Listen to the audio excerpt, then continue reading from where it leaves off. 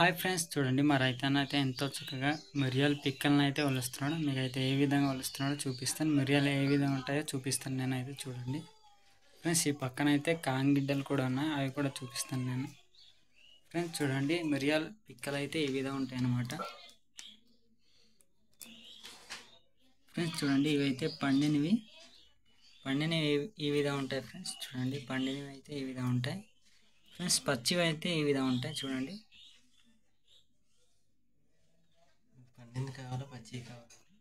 Friends చూడండి, ఇవైతే ఒలిసి మరీ ఎండబెడతారు. ఈ విధంగా ఒలుస్తారు అనమాట. చూడండి, ఇవైతే ఒలిసినవి. ఫ్రెండ్స్ చూడండి, ఇవి ఒలిసి మరీ ఎండకి ఎండబెడితే అవి నీట్గా ఎండుతాయి. ఫ్రెండ్స్ బాగా ముదిరిన తర్వాత ఏరాలన్నమాట. ముదిరిన తర్వాత ఏరిస్తేనే బాగుంటుంది. ఫ్రెండ్స్ చూడండి, ఇక్కడైతే ఎండినవి ఉన్నాయి ఆల్రెడీ. ఇక్కడ చూడండి, ఎండినవి ఇవైతే ఒలిచి మరీ ఎండబెట్టాలని అవసరం లేదు. ఫ్రెండ్స్ చూడండి, పక్కన అయితే కాంగిడ్డలు కూడా ఉన్నాయి. చూడండి, ఈ విధంగా ఉంటాయి కాంగిడ్డలు. వీటిని అయితే నూనె అయితే తయారు చేస్తాం. ఫ్రెండ్స్ దీన్ని అయితే నూనె ఏ విధంగా తయారు చేస్తారో నేనైతే నెక్స్ట్ వీడియోలో తప్పకుండా పెడతాను. చాలా ఎక్కువ అయితే ఉన్నాయి ఇంటికి. అవి అయితే నూనె అయితే తయారు చేస్తారు. కాము నూనె అంటారు మా భాషని. మీ భాషను ఏమంటారు కామెంట్ చేయండి, మర్చిపోవద్దు. చూడండి, ఎంతో చక్కగా అయితే మా రైతన్న అయితే ఒలుస్తున్నాడు.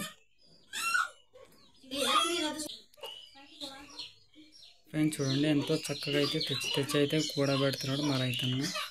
ఈ విధంగా తెచ్చి కూడబెడితేనే అవి ఎక్కువ అవుతే అమ్మడానికి పనికి వస్తాయి అన్నమాట. చూడండి, ఇవి కూడా కొద్ది కొద్దిగా కూడబెడుతున్నాడు. ఫ్రెండ్స్ ఎక్కువ అయితే చాలా ఉన్నాయి. నేనైతే నూనె తయారు చేసేటప్పుడు నేనైతే తప్పకుండా ఇంకో వీడియో పెడతాను. ఫ్రెండ్స్ చూడండి, మా రైతన్న ఎంతో చక్కగా అన్నీ పోగేసి మరి ఎంతో చక్కగా ఒలుస్తున్నాడు.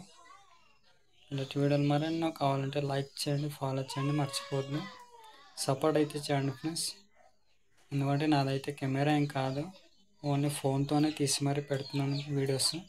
దాన్ని బట్టి క్లారిటీ అనేది రాకపోవచ్చు. సరే ఫ్రెండ్స్, బాయ్.